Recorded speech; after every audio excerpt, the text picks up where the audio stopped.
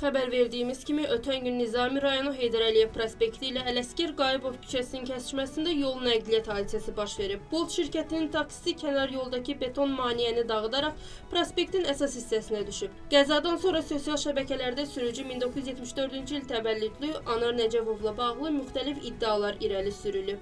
News24 xəbər verir ki, məsələ ilə bağlı Unikalaza açıqlama verən sürücünün qohumu Allahverdi Xanəliyev hadisənin baş vermə səbəbini açıqlayıb. Anar Nəcəvov yaşlı və xəstə adamdır. İmkansızlıqdan taksi sürməyə başlamışdı. Cəmi 1-2 gün idi ki, taksidə işləyirdi. Maşın şirkətə məxsus olub. Avtomobili idarə edən zaman onun qıc olma tutub. Ayağı qazda qalıb. Bu səbəbdən də qəza törədib. Onun hər iki ayağı sınıb. Borclarını qaytara bilməməsi səbəbindən məhkəmənin qərarı ilə Anar Nəcəvovun ayağına Bakı şəhərini tərk etməməsinə görə elektron qolbaq taxılmışdı deyə o qeyd edib. Xatırladaq ki, qəzada xəsarət alan sürücü Anar Nəcəvov və sərnişin Sabuncu tibb mərkəzində hospitalizasiya olunub.